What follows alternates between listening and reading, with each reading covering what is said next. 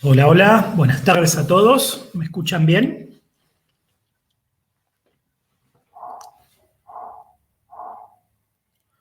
Bien, buenísimo. Bueno, bienvenidos a todos. Bueno, hoy vamos a tener una clase que es un resumen un poquito más cortito, que va a durar 1 hora.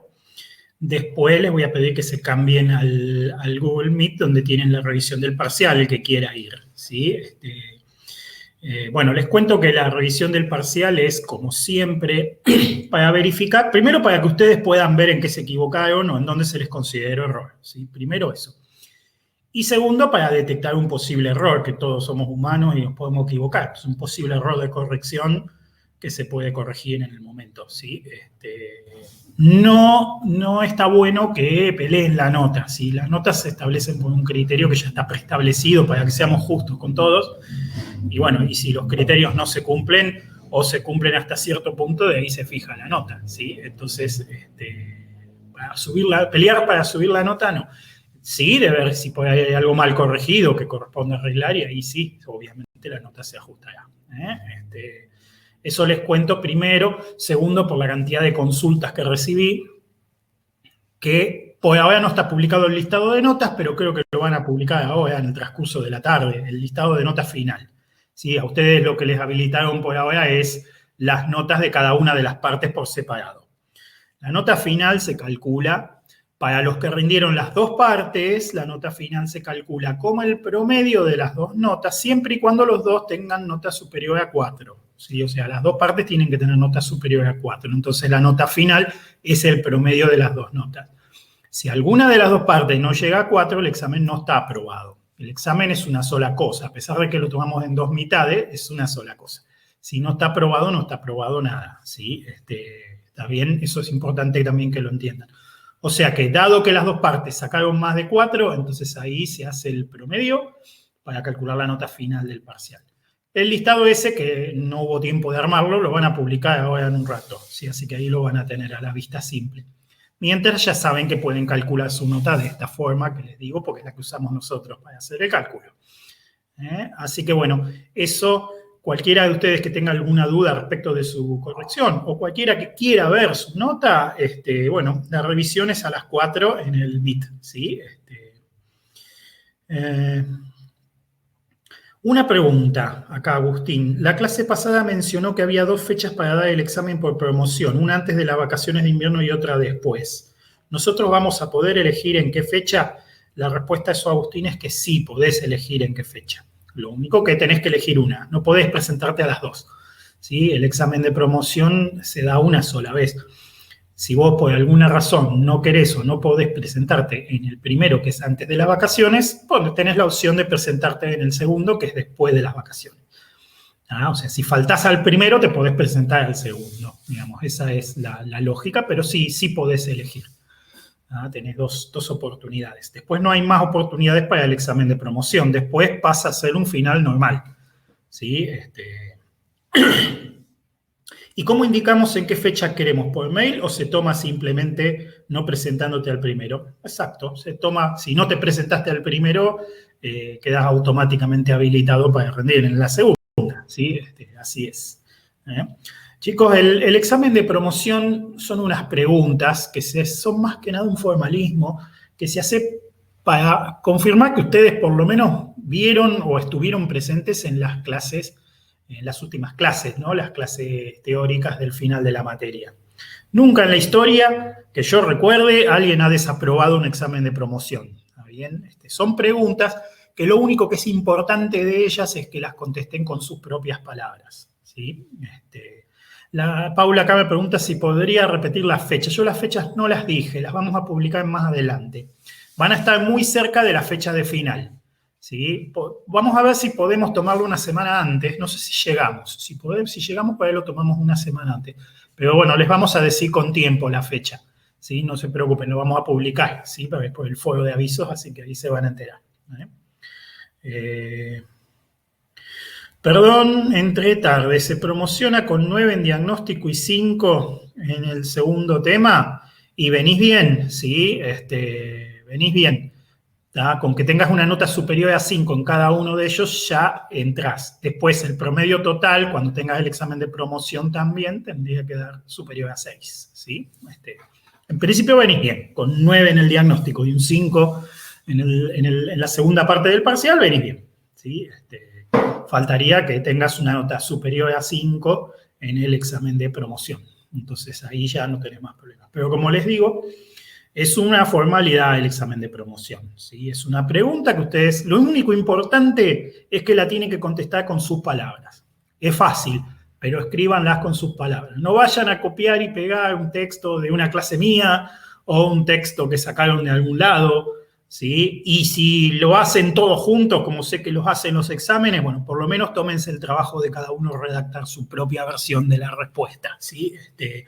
Con eso a mí me alcanza para evaluarlos. Por eso no los estamos persiguiendo, por eso no estamos obligándolos a encender cámaras ni nada de eso en los exámenes, ¿sí?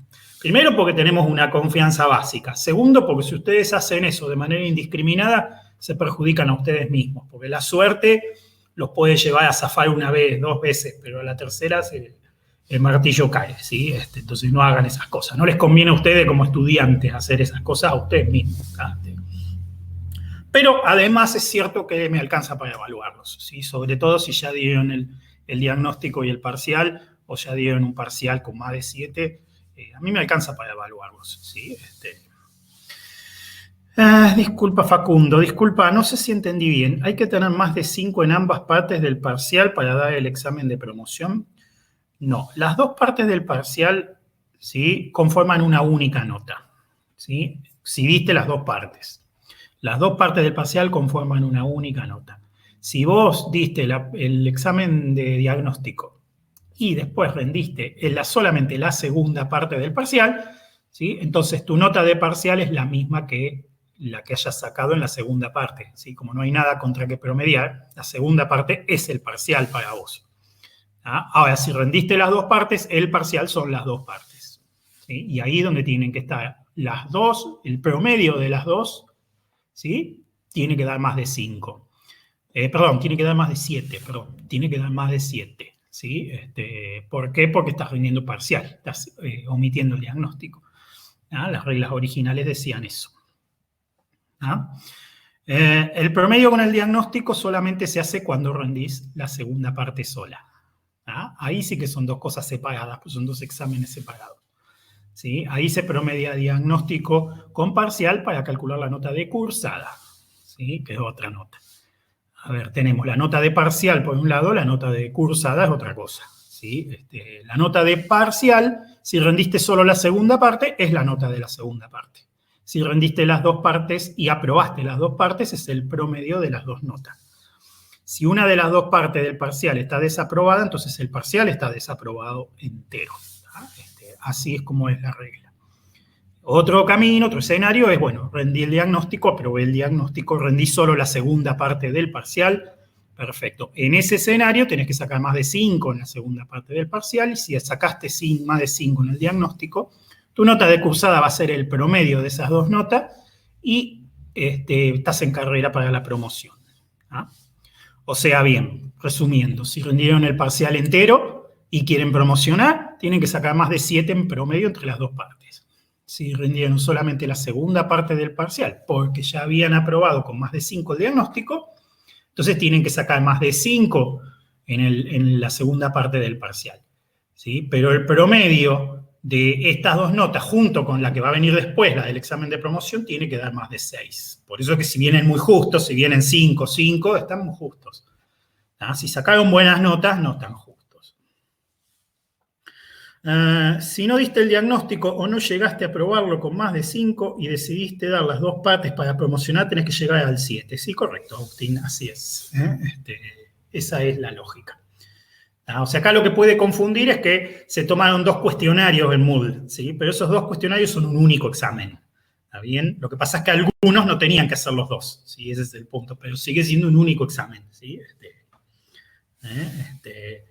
No necesitas 8, con el 7 alcanza, ¿sí? Ya si tenés más de 7 y rendiste las dos partes juntas, vas en promoción.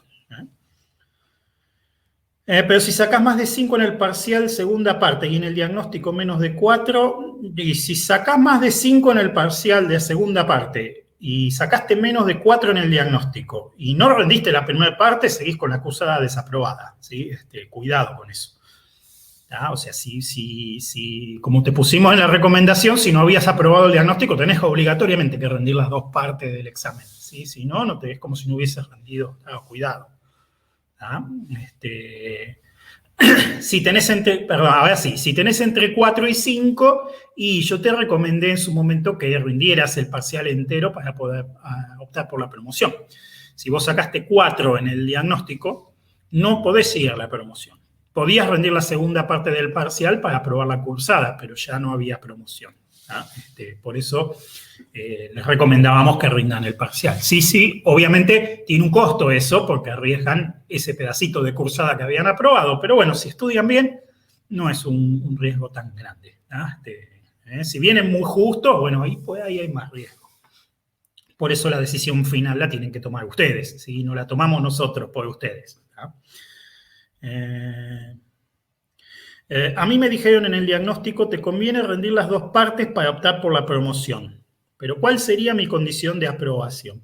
Si sacaste más de 4 en el diagnóstico y rendiste la segunda parte del parcial y te fue bien, entonces ya aprobaste la cursada. Y ya por la cursada no te tenés que preocupar más, pero tendrías que ir a final. Si rendiste las dos partes del parcial, ¿sí? Ahora tendrías que haber aprobado las dos partes del parcial y el promedio tendría que darte superior a 7 para optar por la promoción. Si rendiste las dos partes, ¿sí? Me fue mal, decís, bueno, bien, ahora lo sabes, ¿sí? Si tenés el diagnóstico aprobado con 4, ahora vas a tener la oportunidad en el recuperatorio de hacer lo mismo que hiciste ahora. O sea, si te sentís seguro, das las dos partes, y si no, das solamente la segunda parte para aprobar la cursada. Yo siempre les recomiendo que se preparen bien y den las dos partes, o sea, que tiren para adelante, no para atrás, ¿sí? Pero, como les digo, la decisión es de ustedes, porque ustedes son los que más saben en qué circunstancias se encuentran. Por eso no les tomo yo la decisión por ustedes, yo solamente les recomiendo, ¿sí? Ustedes ya son grandes y en la vida les esperan muchas decisiones para tomar, así que es bueno que vayan ya aprendiendo, ¿sí? A tomar decisiones y hacerse cargo de las decisiones. Por eso es que está bueno que lo hagan ustedes. ¿En qué fecha se rinde el examen para promoción? Hay dos fechas, una antes de las vacaciones y otra después de las vacaciones. Todavía no está el día exacto, ¿sí? Ya lo vamos a decidir y lo vamos a publicar lo antes posible. Va a coincidir o con la semana de finales o lo tomamos la semana antes, si llegamos, ¿sí? La semana antes de los finales, si llegamos. Eso antes de las vacaciones. Después de las vacaciones creo que no tenemos una semana antes, porque todavía es vacaciones, así que va a caer sí o sí sobre el final. A veces hay una semana antes, otras veces no. Si hay una semana antes, por ahí lo tomamos la semana anterior. Si no hay una semana antes, entonces va derecho en la semana de final. Eso después de las vacaciones de invierno. Bueno, así que bueno, eso es lo más importante. Espero que les haya quedado más o menos claro. Si tienen dudas con la corrección o simplemente quieren ver en qué se equivocaron, vayan a la revisión hoy a la tarde, que es para eso. Vayan a mirar tranquilos, no nos ofenden ni nos molesta en absoluto que pregunten, no importa la nota que tengan, ¿sí? Tienen derecho a ver su examen y a revisar y a ver qué fue lo que se consideró error, ¿sí? Más, de hecho, es hasta bueno que lo hagan porque necesitan saber, ¿sí? Dónde se equivocaron, ¿sí? Entonces, no está mal que lo hagan. Bien, lo que no nos gusta mucho es que peleen 10 centavos para tratar de zafar, ¿sí? Pero es lógico que lo hagan también, ¿sí? Pero bueno, no corresponde. Si está bien corregido el examen, ya está corregido. Si está mal corregido, se revisa. Es así. Bueno, muy bien. Lo que vamos a hacer ahora es un pequeño resumen de la primera parte de la teoría de comunicación de datos, que es lo que voy a llegar a hacer en este tiempo, ¿sí? Porque a las 4 los quiero dejar libres, así pueden ir a la revisión. Una última consulta. ¿Hay modelos de examen o algo para este examen de diagnóstico? Para el examen de promoción, capaz que querés preguntarme, ¿no? Para el examen de promoción, no, pero son preguntas, ¿sí? Son preguntas del tipo, ¿qué es la comunicación de datos? ¿Ven eso que está escrito ahí? Bueno, eso podría ser una de las preguntas. ¿Qué es un sistema operativo? ¿sí? O cuáles son los paradigmas de programación, eso todavía no lo vimos, lo vamos a ver en las que siguen, ¿eh? O poder ir a alguna preguntita de raíz que no llegamos a evaluar, ¿sí? También, pero siempre teoría, no práctica. En el examen de promoción no hay práctica, siempre es pregunta para que desarrollen ustedes, importante, con sus propias palabras. O sea, lo que me interesa es que ustedes lo redacten con sus propias palabras. Aunque no sea un español perfecto, ¿sí? Aunque no sea el libro de Cervantes, el texto, ¿sí? Pero me importa mucho más que esté escrito con sus propias palabras. O sea, que ustedes mismos interpreten lo que están escribiendo, ¿sí? Eso es lo que yo voy a mirar. Entonces, presten atención a eso. No me copien y peguen texto de algún lado porque me voy a dar cuenta y no me va a gustar. ¿Sí? No hagan eso, ¿sí? Escríbanlo con sus palabras. Las preguntas son fáciles, no son preguntas difíciles, no son ningún desafío para nadie. Simplemente las tienen que contestar con sus palabras. Bien, muy bien. Hoy vamos a hacer un resumencito de la comunicación de datos. Todo este tema es una materia, ¿sí? O sea, a ver, el cuatrimestre que viene ustedes van a cursar comunicación de datos y en toda una materia entera, ¿sí? Para hacer nada más que alguna de las cosas que les voy a resumir hoy. Después hay otra comunicación de datos 2 para hacer las otras cosas. Así que imagínense que es un tema grande, ¿sí? Es un tema muy grande. Lo que vamos a presentar acá es un resumen. En esta tercera unidad de la materia nosotros hacemos resúmenes de algunos temas importantes porque consideramos que así ustedes tienen la posibilidad de ver el mapa completo, digamos, ¿no? Y en qué parte de la disciplina está cada cosa y cómo se integra con las demás. Cuando vayan a cursar la materia específica, el profe se va a meter en profundidad en esa materia. Y ustedes muchas veces pierden la perspectiva y después ya no saben qué están estudiando. O no saben qué relación tiene esto que están estudiando acá con lo que están estudiando en la materia de más tarde, ¿sí? Y eso es lo que no quiero que les pase y por eso es que hago estos resúmenes. Acá es donde integramos, acá es donde decimos, bueno, a ver, ¿de dónde viene tal disciplina? ¿Por qué está ahí? ¿Cómo se conecta con las demás disciplinas? Bueno, dentro de la informática, ¿no? Siempre hablando. Bueno, eso es lo que hacemos hoy, ¿sí? Eso es lo que voy a hacer hoy con el primer tema que es comunicación de datos. Después vamos a ver otros dos temas más, que son sistemas operativos y lenguajes y paradigmas de programación. Para esas cosas tienen una o más materias enteras después en la carrera. Así que lo que vemos acá es un resumen de un resumen, ¿sí? Y esto que les voy a dar hoy es un resumen de un resumen de un resumen, porque lo que está, digamos, la clase que está grabada del 2020 va a estar más detallada porque me tomé más tiempo, ¿sí? Hoy no tengo tiempo, entonces voy a tener que hacerlo un poquito más rápido. ¿Sí? Lamentablemente este año hubo muchos accidentes y acá estamos con el cronograma que no llegamos, que estamos doblando con la puerta, ¿sí? Así que, bueno, vamos a hacer un pequeño resumen, ¿sí? Bueno, consejo para cualquier cosa que ustedes en su vida quieran estudiar, ¿sí? Antes de empezar, háganse esas dos preguntas que son fundamentales. ¿Qué es esto que quiero estudiar y para qué sirve esto que quiero estudiar? ¿Sí? Si ustedes se contestan esas dos preguntas primero, se ponen su voluntad a favor. Después de eso van a tener ganas de estudiarlo.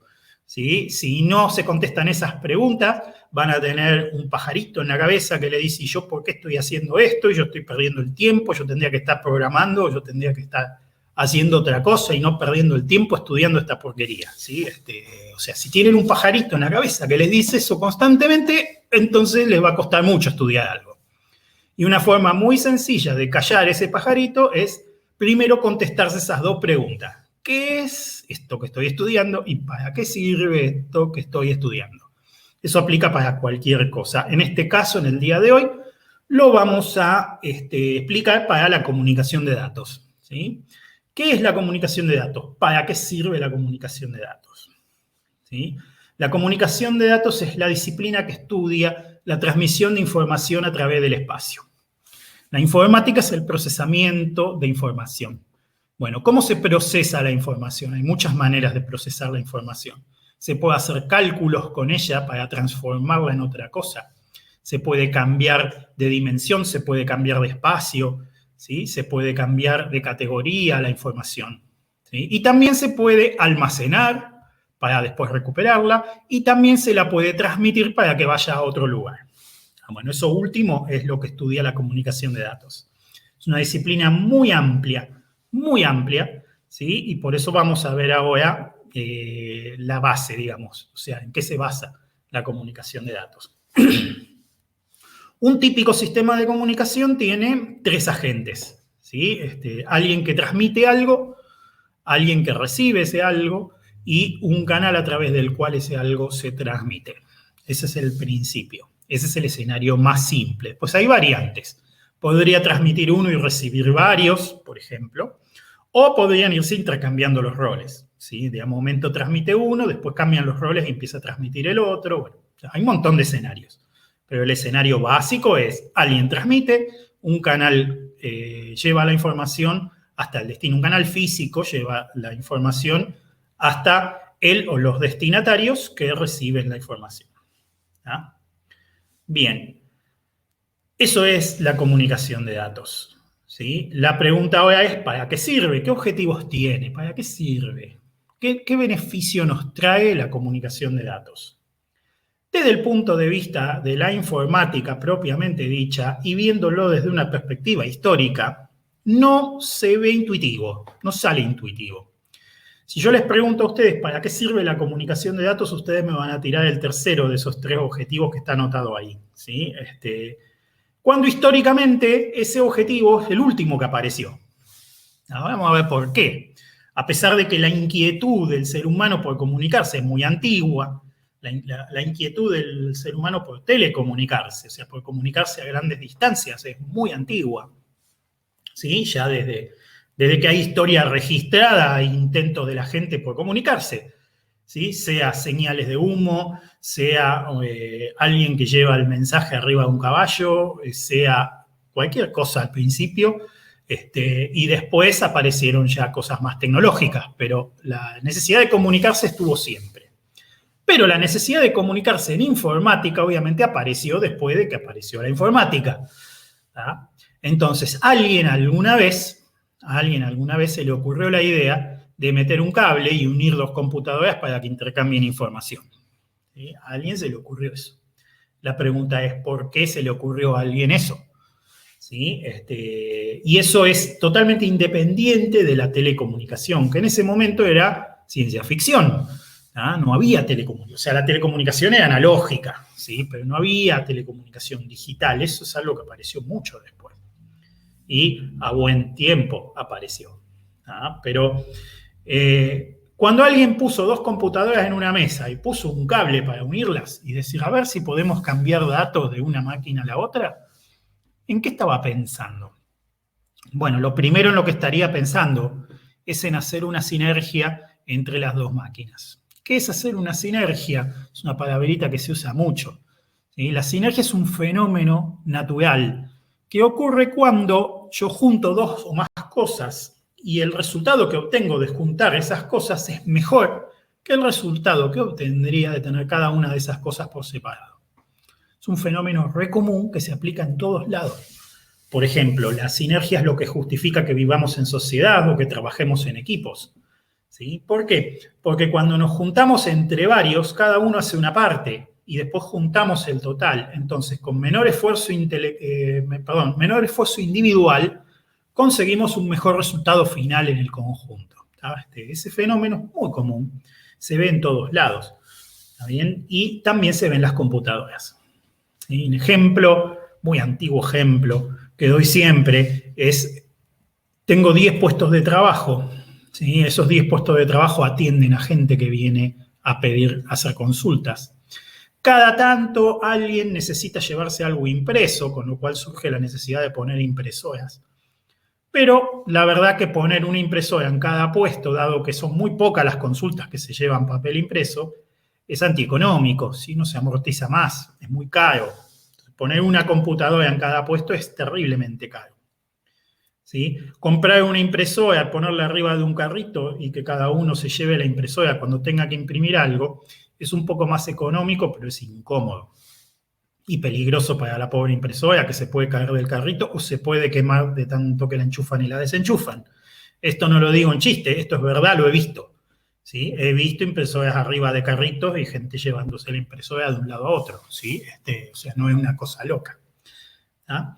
Pero finalmente uno puede decir, bueno, si conectáramos las computadoras todas juntas, podríamos poner una o dos impresoras en el centro geométrico de la habitación, ¿sí? O en el punto más que quede más cómodo para todos, y conectamos la impresora a una computadora de esas 10 y delegamos en esa computadora imprimir todos los comprobantes de todos los demás.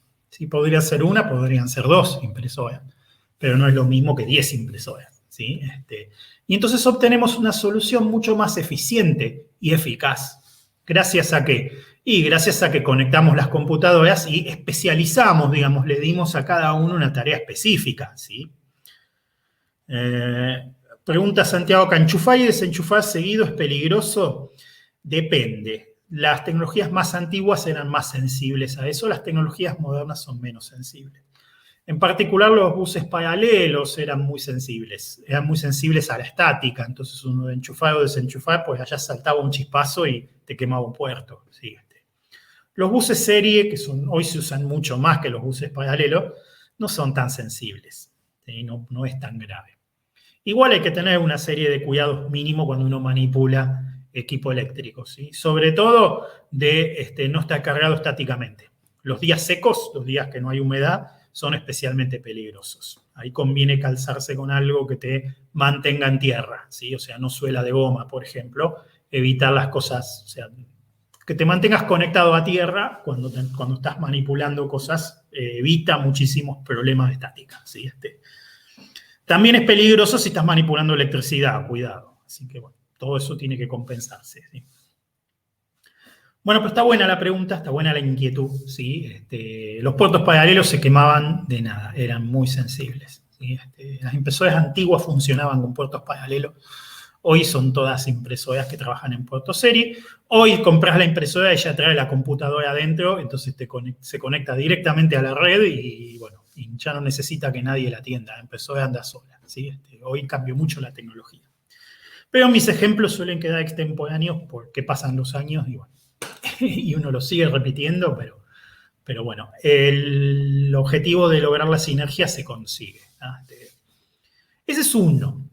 El segundo objetivo, que también surgió a las claras, es el objetivo de sincronizar o centralizar la sincronía de sistemas que son distribuidos. ¿Qué es un sistema distribuido? Un sistema distribuido es algo que naturalmente surge de su naturaleza, ¿no? de su forma, que se puede hacer en varios lugares diferentes. Un ejemplo de esto es una red de cajeros automáticos, por ejemplo. ¿De qué serviría una red de cajeros automáticos si yo no pudiera retirar dinero de cualquier cajero que me quede cerca? O sea, si yo estuviera obligado a ir al cajero automático del banco que tiene mi cuenta para retirar el dinero, no sería como muy útil el cajero, ¿sí? Ahí es donde surge una necesidad que es muy importante, que es la de tener varias máquinas que se sincronizan entre sí para poder operar todas juntas y dar un resultado. ¿Sí? Bueno, la sincronía es un componente esencial en un sistema. Si todo el sistema corre en la misma máquina, es fácil de sincronizar, porque compartimos memoria, ¿sí? o tenemos algún mecanismo de comunicación entre procesos sencillo y ya está, y lo resolvemos.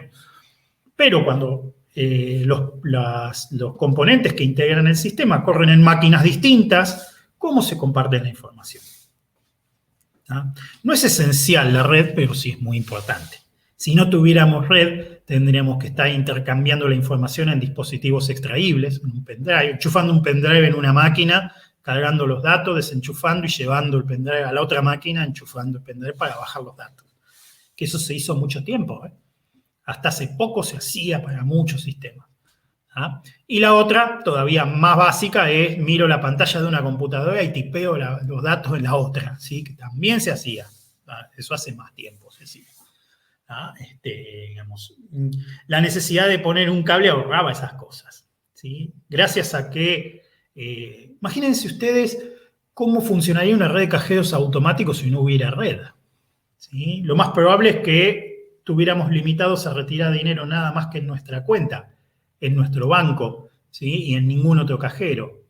o tendría que haber un sistema de cuotas complejísimo que me obligaría a mí a tener un límite mucho menor al límite, al dinero que tengo en la cuenta. O sea, yo tengo 10.000 pesos en la cuenta, pero no puedo retirar más de 500 pesos. ¿Sí? Una cosa así. O sea, no hay muchas más formas de implementar un sistema sincronizado sin red. ¿Sí? ¿Entienden, no es cierto? O sea, les estoy planteando cosas que son realmente muy difíciles. ¿Sí?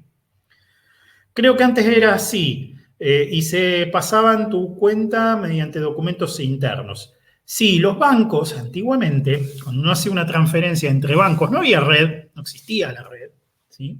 Entonces se hacía un proceso que se llamaba clearing, ¿sí? Yo deposito el dinero en mi banco, pero el destinatario de ese dinero está en una cuenta que está en otro banco. Entonces, hasta que el clearing no se complete, ese dinero no aparece en ninguna de las dos cuentas. O sea, de la mía ya lo debitaron, ¿sí? Pero no aparece acreditado en la otra cuenta hasta que no se complete el clearing. El clearing implicaba, ¿sí?, un intercambio de información. O sea, salía un tipo con un disco con los datos de un banco y se iba caminando hasta el otro banco a llevar el disco, ¿sí?, para enchufarlo en la otra computadora y que se concilien las cuentas. Y lo mismo para el otro lado. Por eso es que podía tomar 2 o hasta 3 días el clearing, ¿sí? Y hasta no hace mucho tiempo ustedes hacían una transferencia bancaria y tardaba 48 horas en llegar. ¿Sí? A pesar de que hace años que ya tenemos redes, los viejos procesos del banco seguían funcionando como en entonces. ¿Sí? Bueno, eso justamente es el segundo objetivo de la comunicación de datos. Sería desastroso si el disco se rompía. Sí, normalmente llevaba una copia, ¿sí? Así que si se rompía harían una copia nueva. No llevaban el original. Pero es cierto, sí, si se pierden datos, eso sigue valiendo hoy. Es igual de cierto hoy que si se pierden los datos es muy grave, ¿sí? Por eso hablamos de los RAID la otra vez. ¿Ah? Bien, muy bien. El último fenómeno, que cualquiera lo pensaría primero, pero en realidad históricamente fue el último, fue la digitalización. ¿Sí? ¿Qué fue la digitalización? Bueno, cuando se desarrollaron y se masificaron las técnicas para digitalizar información. Lo que vimos en la primera unidad de esta materia. ¿Sí? Cuando se empezó a convertir imágenes en bits, cuando se empezó a convertir audio en bits, cuando se empezó a convertir video en bits, cuando se empezó a convertir texto en bits. Cuando todo se convirtió a bits, entonces resultó o se volvió muy conveniente armar redes de telecomunicación que transmitan bits. Entonces, si hacíamos eso, podíamos transmitir todas las fuentes a través de esa única red. Eso produce un fenómeno no solamente tecnológico, sino también económico muy importante. Imagínense un pueblito en el medio de la pampa de 50 familias, ¿sí? Que viven 50 familias en ese lugar.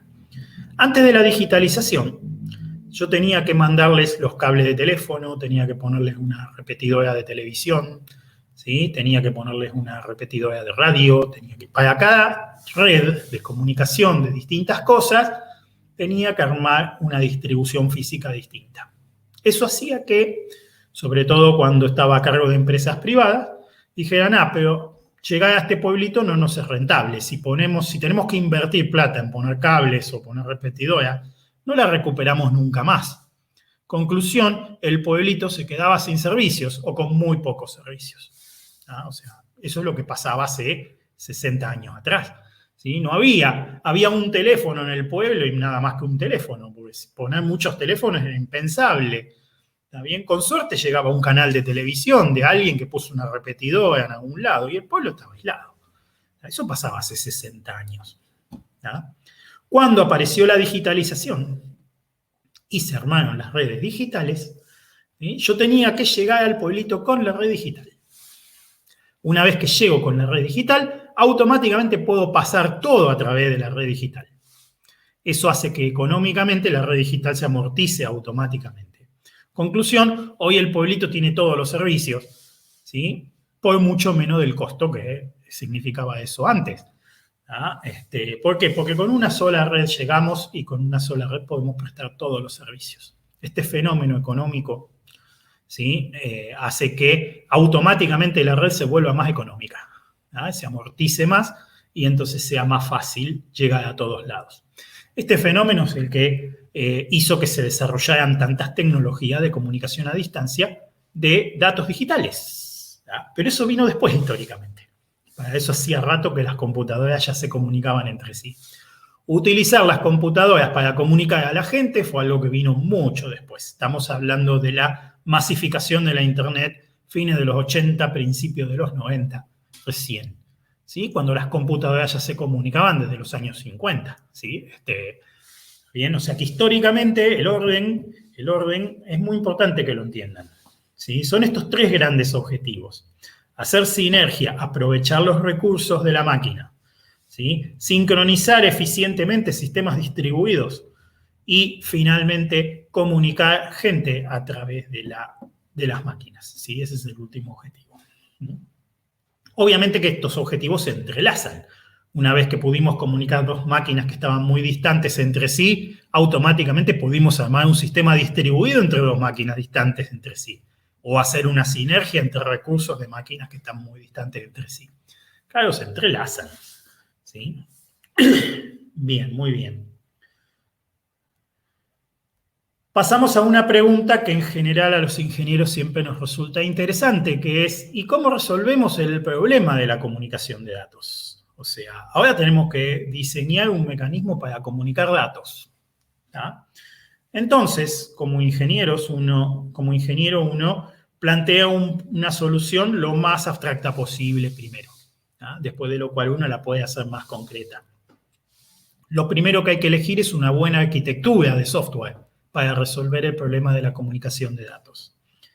¿Sí? La arquitectura de software es un modelo de construcción, es una forma de decir cómo dividimos las tareas, cómo armamos, cómo separamos las cosas en módulos y cómo conectamos los módulos entre sí. Eso básicamente es definir una arquitectura de software. Mucho antes que ponerse a programar a lo loco, hay que decidir eso. Sobre todo si el sistema es grande. Porque si el sistema es chiquito no importa. Pero cuando el sistema es grande, la decisión de la arquitectura condiciona si el sistema va a ser después un lío de mantener, un berenjenal infernal, o si va a ser una cosa más fácil de llevar. Y hablamos de órdenes de magnitud, de costo en tiempo, en dinero, en esfuerzo, en gente. ¿Sí? Entonces, decidir bien la arquitectura de software es fundamental. ¿No? Entonces, si uno analiza el problema de la comunicación de datos, una de las características más importantes que tiene es que afecta a muchos niveles de abstracción.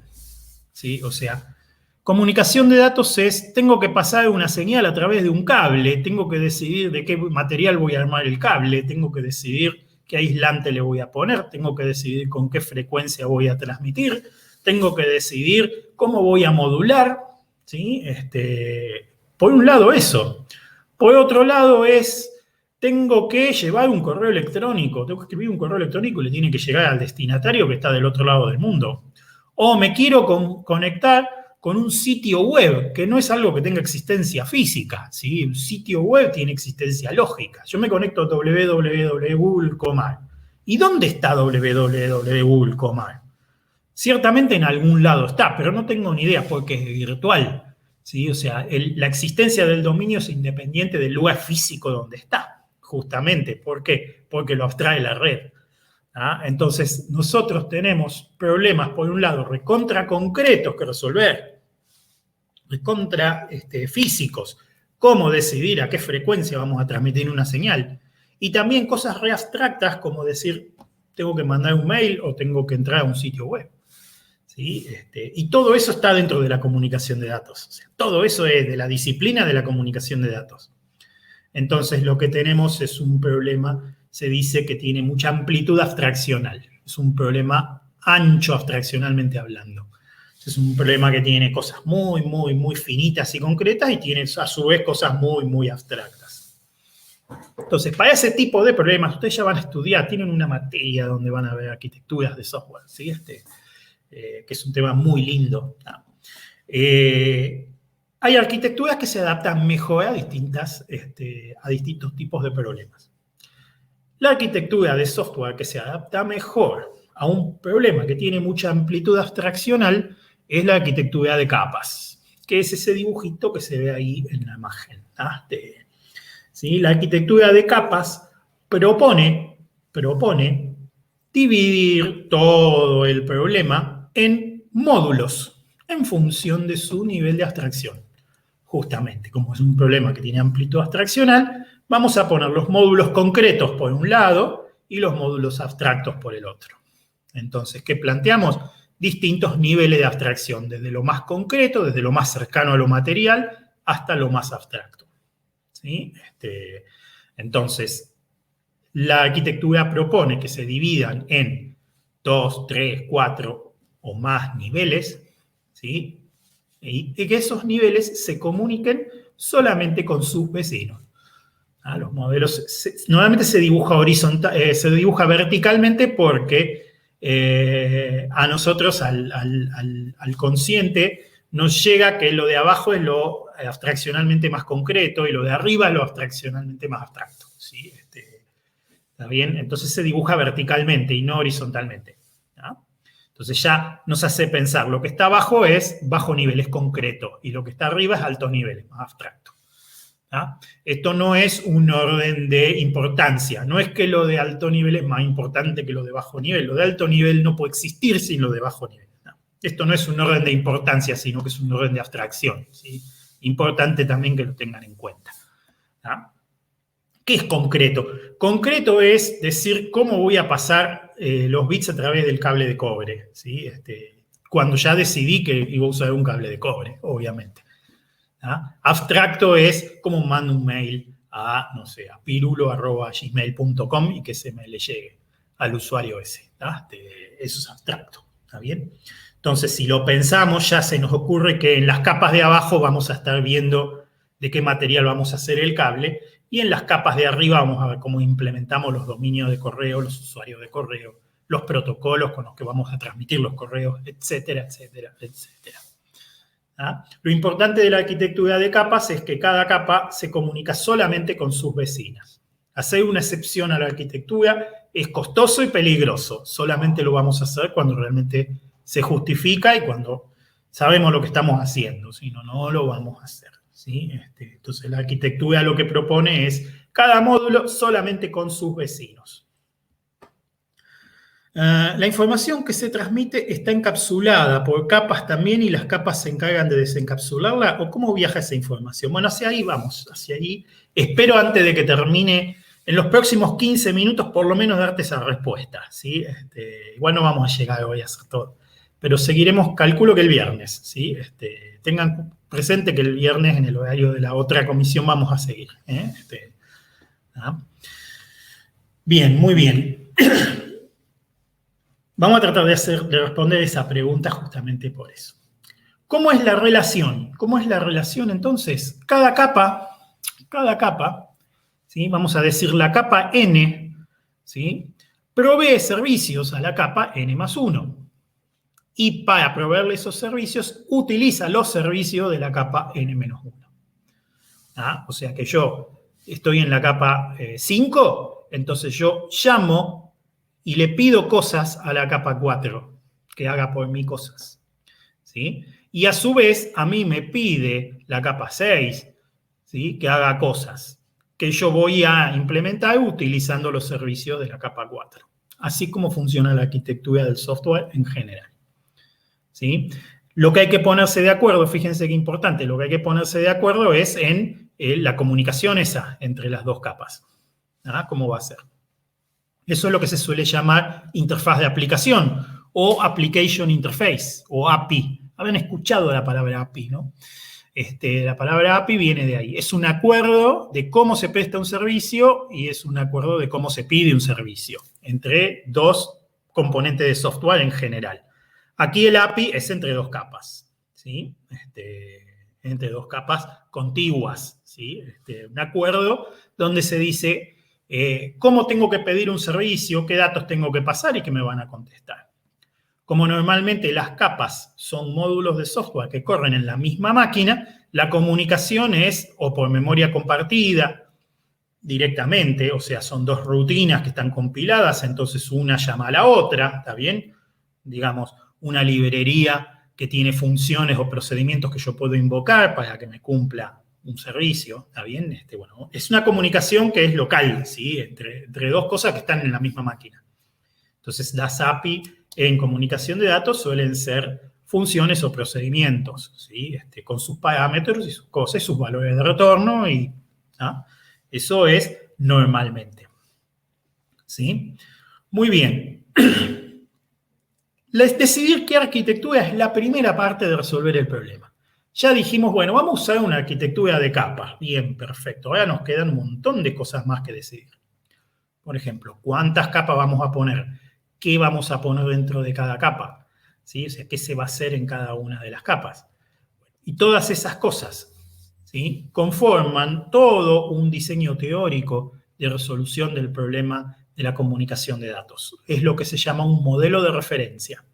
La comunicación de datos se basa fuertemente en estándares, ¿sí? Obviamente es una de las disciplinas donde más se necesita la estandarización, porque si no, emisor y receptor no se pueden poner de acuerdo para comunicarse. Entonces es muy importante la estandarización. Y el modelo de referencia es una sugerencia de cómo resolver el problema, que no solamente propone la arquitectura de capas, sino que además propone qué poner adentro de cada capa y cuántas capas poner.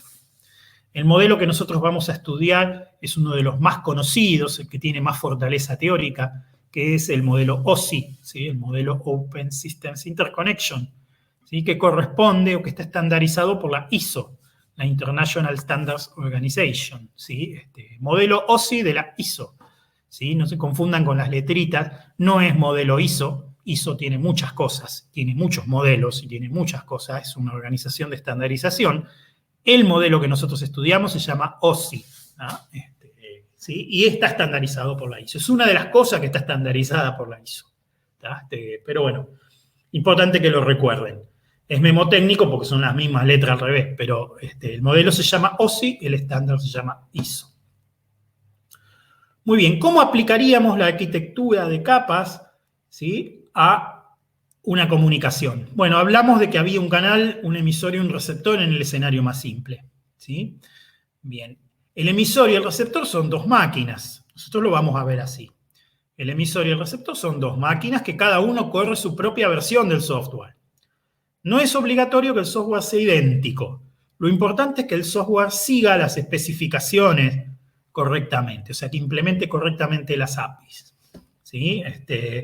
Y un canal físico, que acá está dibujado con una línea negra, si prestan atención, ¿sí?, es esta línea negra que está acá, ¿sí? No sé si se ve el mouse, sí se ve, ¿no?, la pantalla del mouse. Esta línea negra que está acá es el vínculo físico, ¿tá? Es el vínculo que físicamente une al emisor con el receptor y que siempre tiene que existir. Puede ser un cable, puede ser una señal de radio, ¿sí? Puede ser un cable de fibra óptica, puede ser lo que ustedes quieran. Mientras sea un vínculo físico, puede ser el agua, ¿sí?, una transmisión a través de un módem acústico, sonido a través del agua. Hay muchos canales físicos. Los más comunes son los cables y las señales de radio. O sea, las que más se usan hoy son los cables de cobre o los cables ópticos, o bien las señales de radio en sus distintas frecuencias. Son los canales físicos más comunes. Cuestión que eso está abajo, ¿sí? El canal físico está abajo, ¿sí? Y las capas de abajo, en el modelo OSI, se encargan de la administración de ese vínculo físico. O sea, es en donde se decide de qué material está hecho el cable, ¿sí? De qué material están hechos los aislantes, cómo están armadas las fichitas, ¿sí?, para enchufar y desenchufar los cables. Todas las cuestiones mecánicas, físicas, eléctricas, ¿sí?, están definidas en estos niveles de abajo, porque son los que controlan ese vínculo físico.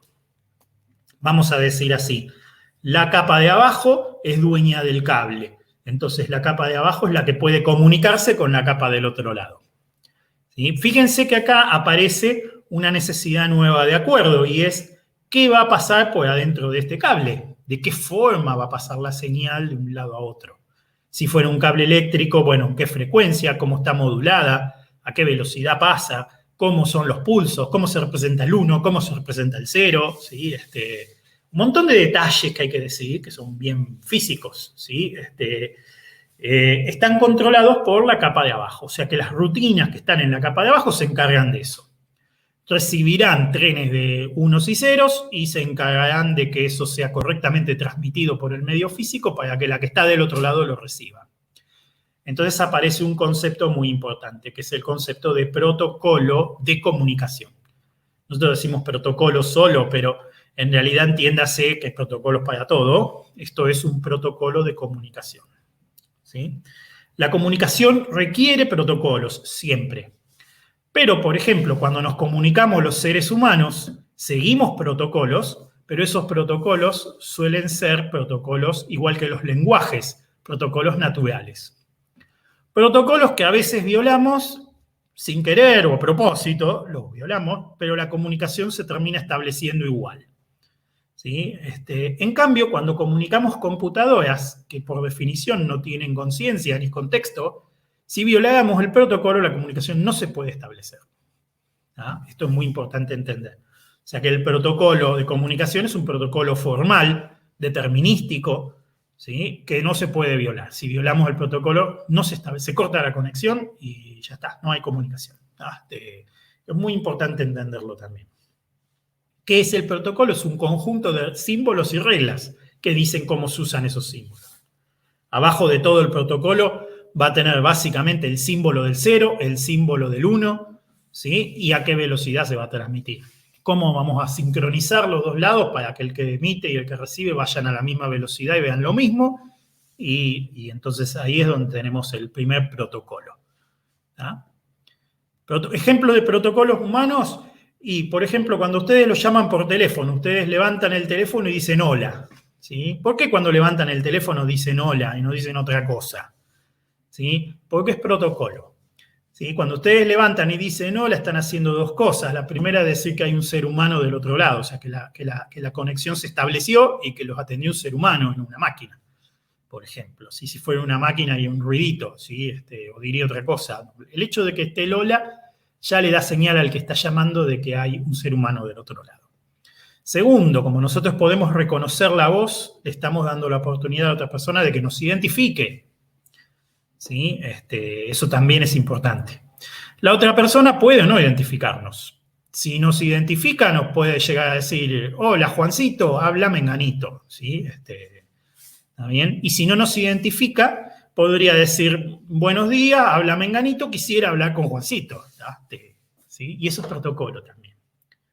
¿Qué les pasa a ustedes si cuando levantan el teléfono y dicen hola, el del otro lado le dice hola, ¿quién habla? ¿No se enojan? ¿No les molesta? ¿Sí? Es una violación de protocolo. ¿Por qué? Porque si la otra persona les dice hola, ¿quién habla? ¿Sí? No se está identificando ella, que fue la que llamó. ¿Sí? Entonces uno que espera, si te llaman, lo mínimo que esperás es que el otro se identifique primero. ¿Sí? Por eso molesta. Pero bueno, a lo sumo se ligan un enojo, una molestia o algo, pero la comunicación se termina estableciendo. ¿Sí?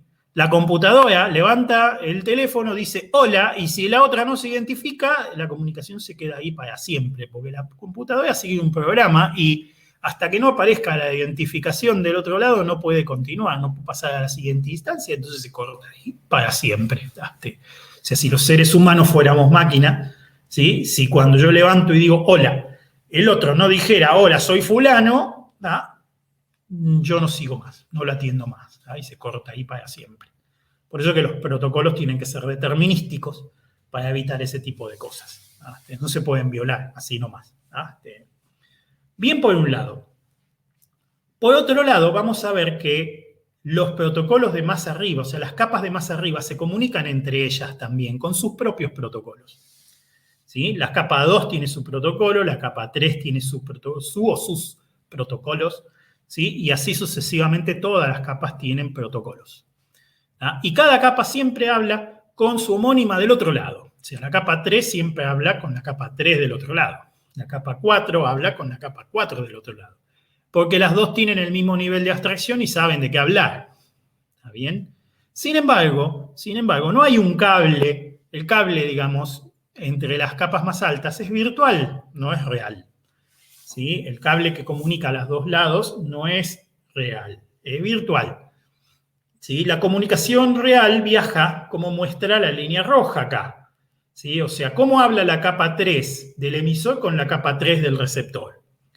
En realidad habla en un protocolo acordado entre las capas 3, pero para poder hacer física esa comunicación, lo que hace es solicitarle a la capa 2 que se comunique con el receptor. La capa 2 a su vez tiene su protocolo para comunicarse con la capa 2 del otro lado. Pero en la práctica lo que hace es pedirle a la capa 1 que le comunique. Entonces, ¿cómo va el mensaje? El mensaje va de la capa 3, se le pide a la capa 2, de la capa 2 se le pide a la capa 1. ¿Sí? La capa 1 transmite por el cable, que es el que está físicamente ahí, ¿sí? Y la indicación llega a la capa 2 de este lado, con lo cual estas dos se dan cuenta que están comunicadas.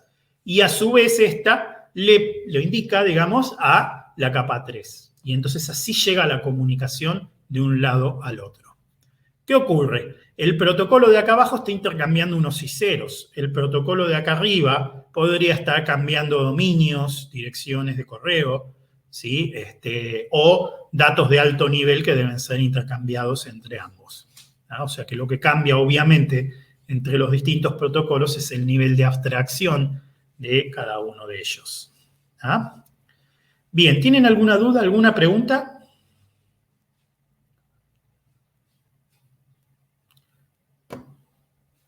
¿Alguna duda, alguna pregunta? ¿Me escuchan bien? Sí.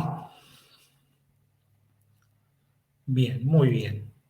Acá Marcos me dice bastante claro. Bien, muy bien. Bueno, estamos sobre la hora, ¿sí? Les voy a dar un principio de modelo OSI y ya después seguimos el viernes, ¿sí? El modelo OSI propone, por lo tanto, esta forma para un sistema de comunicación.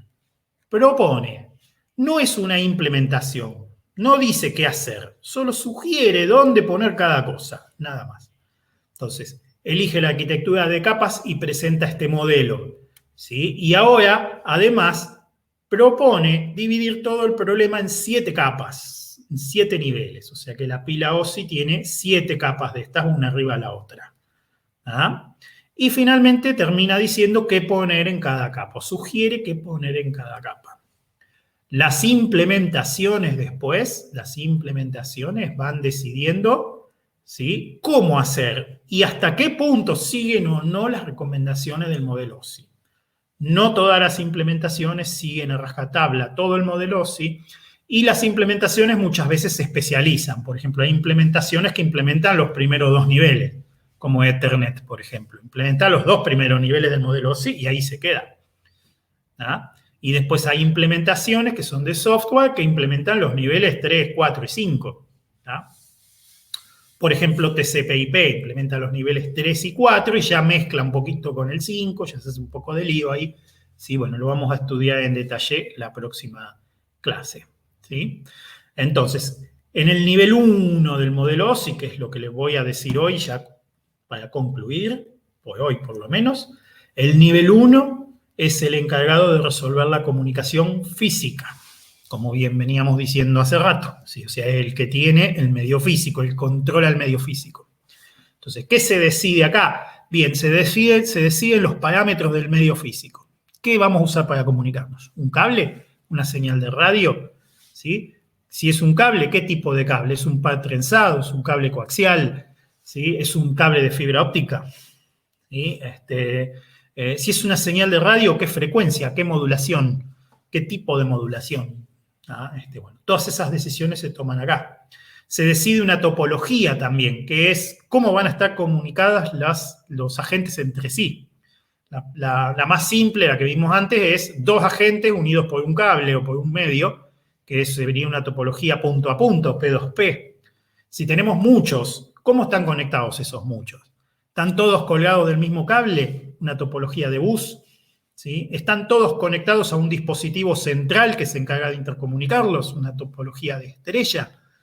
¿Sí? ¿Están comunicados cada uno con sus 2 vecinos, formando un círculo? Una topología de anillo. ¿Sí? Bueno, eso también se decide en el nivel 1. ¿Qué forma topológica tiene la red? Después, sentido. Hay vínculos físicos que tienen un solo sentido, que solo se puede transmitir para un lado. Hay vínculos físicos que permiten la transmisión para los 2 lados, pero no al mismo tiempo. ¿sí? O sea, si yo estoy transmitiendo, el receptor está recibiendo, y para darse vuelta, tenemos que los dos parar y cambiar de rol. ¿Sí? Imagínense una comunicación VHF, por ejemplo, cuando hablan por radio. ¿Sí? Mientras uno está hablando, el otro está escuchando. Si los dos quieren hablar a la vez, nadie escucha a nadie.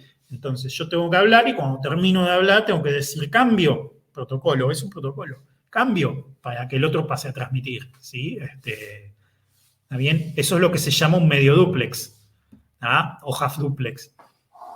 ¿Sí? El simplex es para un solo lado, como la televisión, la clásica. ¿Sí? Alguien emite y yo miro acá, no puedo transmitirle yo a ellos, no por el mismo canal. ¿Ah? Y eso sería un simplex. ¿Sí? O un dúplex completo. Un dúplex completo básicamente son dos simplex, uno para cada lado. ¿Ah? Entonces eso permite transmitir y recibir al mismo tiempo. ¿Está bien? Normalmente se implementa como dos vínculos simplex. ¿Sí? Y esto es importante también. ¿Para eso se emplean más canales, cable o cualquiera sea el medio? Sí, sí, para eso, exactamente. Es una de las causas por las cuales se pueden implementar. ¿Ah? Bien, muy bien. Se deciden aspectos mecánicos, eléctricos y electromagnéticos. ¿Sí? No quiero robarles el tiempo a los chicos que van a hacer ahora la revisión de parcial, así que lo dejamos por acá. La próxima clase, cuando arrancamos, les voy a hablar de las decisiones que se tomaron, por ejemplo, en Ethernet, ¿sí? Para el nivel 1. ¿Está bien? Que Ethernet es una implementación, es una de las más conocidas. El cablecito gris con la fichita transparente, Ethernet, ¿sí? Bueno, conocido por todo el mundo. Bueno, lo vamos a ver la próxima clase. Por ahora vamos a dejar acá si se pueden cambiar al Google Meet para poder hacer la revisión de examen, ¿sí? Profe, no hay más clases luego de la 14, ¿no? No, del año pasado no hay más clases, ¿sí? Este año voy a hacer resúmenes cortitos que, bueno, van a tener el mismo contenido, ¿sí? Los pueden ver igual, ¿sí? Yo esto que les estoy dando ahora lo grabo para después ponérselos en la página y lo van a poder ver, ¿está bien? Pero después del lenguaje de programación ya no hay más clases, Pía, así es. Muy bien.